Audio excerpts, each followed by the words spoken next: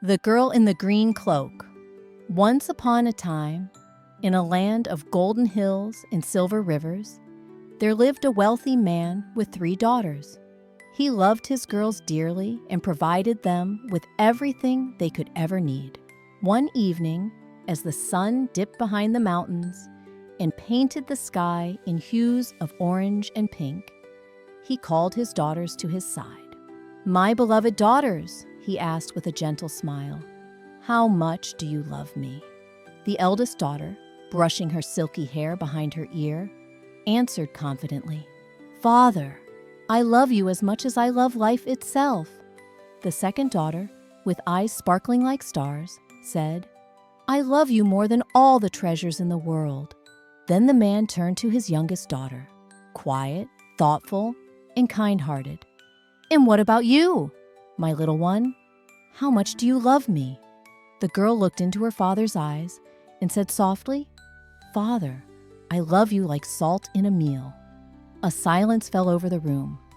The man's face hardened with disappointment. "Salt?" he snapped. "That's a poor comparison. You must not love me at all."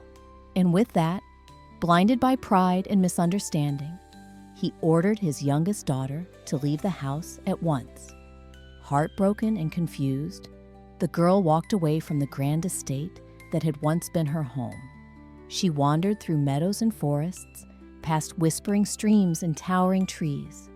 As night fell, she stumbled upon a quiet river surrounded by tall green reeds. Seeking shelter and warmth, she carefully wove the reeds into a cloak and a hood to hide her fine clothes and her identity. From that day forward, she wore the cloak wherever she went. Eventually, she came upon a grand house with smoke curling from its chimneys and lanterns glowing warmly in the windows. She knocked gently on the back kitchen door.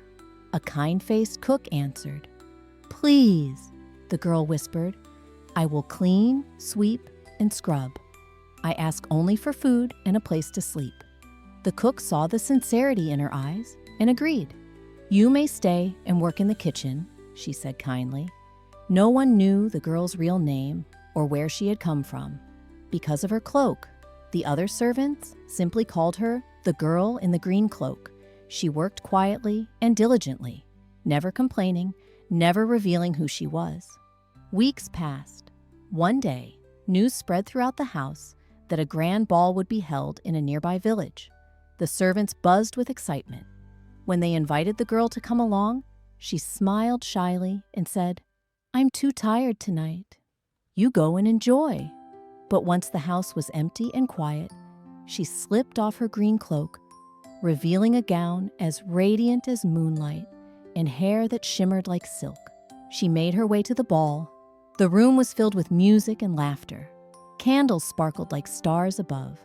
As she entered, heads turned. But it was the nobleman's son who could not take his eyes off her. He approached, offered his hand, and they danced as if the world had disappeared. When the music slowed, he asked, "Who are you? Where do you live?" But the girl simply smiled and said nothing. Before midnight, she slipped away into the shadows and ran back home. By the time the other servants returned, she was once again the quiet girl in the green cloak. The next evening, there was another ball. Again, she said she was too tired. Again, she waited until the house was still, changed into her gown, and attended the celebration. This time, the young nobleman was ready. As soon as she arrived, he found her and danced with her all night. "I must know who you are," he pleaded. But again, she said nothing and disappeared before dawn. On the third night, a final ball was announced, and once more, the girl in the green cloak transformed into the mysterious beauty of the night. This time, as they danced beneath the chandeliers, the nobleman held her hands and said, "I love you. Whoever you are, please take this ring as a token of my heart." She accepted the ring with tears in her eyes and left just before the final song ended. The next day, the nobleman searched for her, but could not find her. Days passed, and he grew quiet and somber.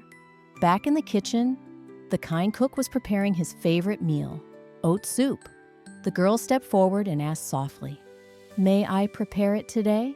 The cook agreed, unaware of the girl's secret. She stirred the pot gently and, before serving, dropped the ring into the bottom of the bowl. When the nobleman finished his soup, he paused. At the bottom of the bowl, something sparkled. His eyes widened. "This ring," he gasped. "Who made this soup?" The cook led him to the kitchen and pointed to the girl in the green cloak. Slowly, he approached and asked, "Where did you get this ring?" The girl removed her hood and cloak, revealing the same radiant face that had haunted his dreams. "It was me," she said softly. "I am the girl from the ball."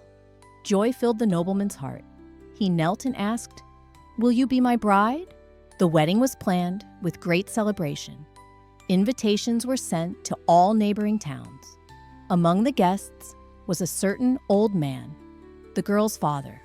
The feast was magnificent, but when the guests tasted the food, something felt wrong. Every dish lacked flavor. There was no salt. The girl's father put down his fork, surprised. Then his eyes welled with tears.